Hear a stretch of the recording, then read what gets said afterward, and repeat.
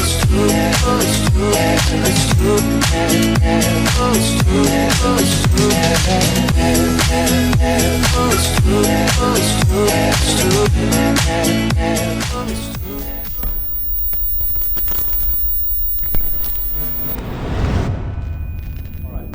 at this one. You're talking about hedges? Yeah, maybe I'm confusing everybody because I want to talk about placing damage control triggers based on trade invalidation ideas, and then I go deeper into hedges. But what I want to do with all of these examples is first, I want to show you where a trade idea is not valid anymore. And second, where a logical hedge point would be based on a bunch of different circumstances, which is why I say it's very difficult to pinpoint if you're not in the trade whether you're going to want that hedge point or not. But yeah, you're basically looking for major levels of pullback for your possible first hedge, absolutely. And only if you need that hedge, and only if those levels of pullback are, far away from price that you're not hedging the highs or the lows, right? As well, so keep that into account. Okay, so let's say I want to buy Euro New Zealand, okay? So why am I buying Euro New Zealand on the H4? Again, these are random trade ideas. They're not necessarily good ones, yeah? Well, maybe I saw a trend line, yeah? And I like a value trade, right? And I think this is going to go long, and this is what I want to see, all right? So that's a trend trade. So what invalidates a trend trade? What invalidates a trend trade is there no longer being a trend in the direction that you spotted, yeah? And how can you see if there's no longer a trend? Well, there are a couple of ways, right? The first one, and clearer one, is a break of any trend line that you can imagine that is holding or supporting price, right? So if price does this, and it crosses your trend line, that's clue number one that potentially the trend is lower, is broken, yeah? What's the second indication that a trend breaks? Well, not only the break of a trend line, because technically you have a break of a trend line here, maybe, right? But a lower low, right? You see this low here.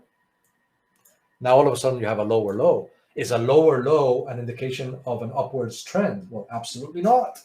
So that's a clear indication that that trend line has broken, yeah? So now that you know what invalidates the trend trade idea, what is left is to determine where your damage control trigger is going to be. Again, I reiterate, if the invalidation of the trade idea is what you're using exclusively as a basis, because again, there are other calculations and other things that go into the thought process, right? So at that point, where's my damage control trigger going to be? Well, if you take a combination of both, if a lower low, break of the trend line, is there structure around an area, that could, look at this, yeah? All right, that looks, if price gets down there, and then breaks that with any type of force, then you've got a trend trade idea completely invalidated, because even if you get a spike here, you could still say that it's just, a stop hunt and the trend could continue. But once this level breaks here, that trend is gone, yeah? And this is starting to either range or reverse or whatever it is, but it's definitely not trending high, yeah? Another spotting of, is a lower high, right? So if this does this, you have a lower high and it comes back down here, then you know that the trend is losing steam, right? But it is not an invalidated trade idea, because technically the trend still holds, because you could get that, right? So again, you're going to be looking to the break of the trend line and some sort of structure and a lower low, and somewhere in this, nice little geometric triangle that we created, somewhere around there, right? Maybe underneath the MAs, right? Maybe the MAs are something that you're tracking for your trend. So something underneath there. So anywhere here, or, at a break of any structural level. And the reason why maybe you wouldn't choose a damage control trigger randomly in this little area here is because, again, it's always good to have a break of a key structural level, a key resistance and support flip zone, because that's where the orders are really going to be. That's what the market is going take as an indication that that level is not holding anymore, and it's going to be a little bit more of a, so if you're going to trend here, you're probably going to scale all the way here, right? And at the invalidation point, you're going to have your damage control trigger. Does that make sense to everybody? Well, I'll look at your question in a second. Give me 1 sec to finish this off. And then clearly here, the next thing you've got to do is if price gets down here, so where am I going to hedge, right? Am I going to hedge short? Obviously, you're going to hedge short because you're trying to wash longs. You're in damage control down here. So you're going to see what price action did. Let me delete these for a second.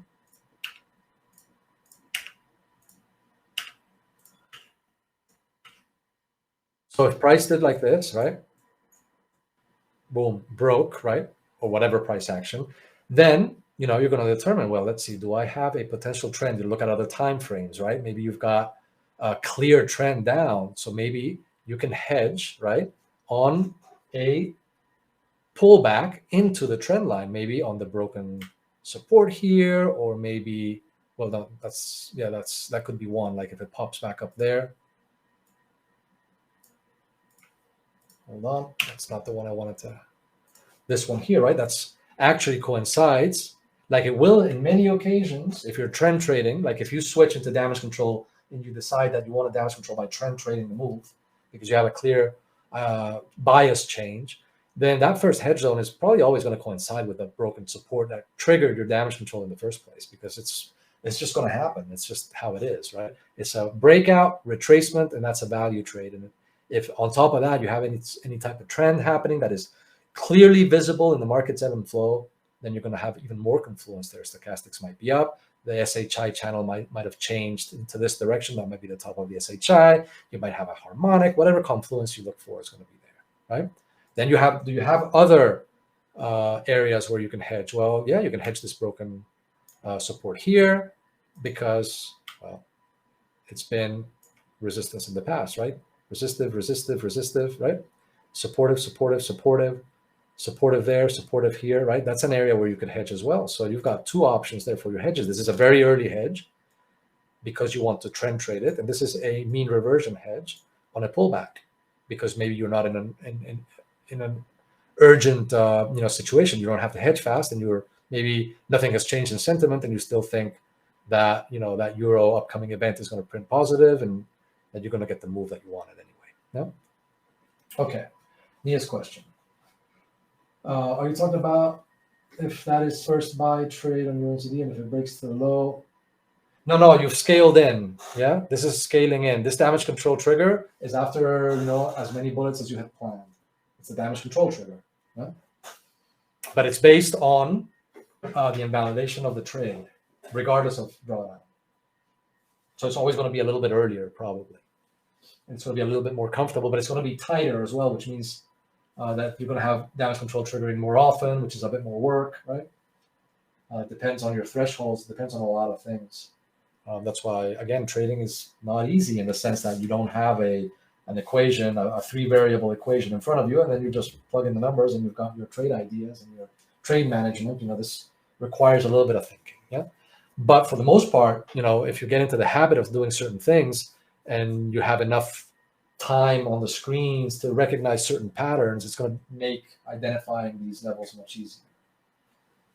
Yeah, exactly. The invalidation of the trade is the DC trigger for this particular example and exercise that we're talking about today. Let's do another example.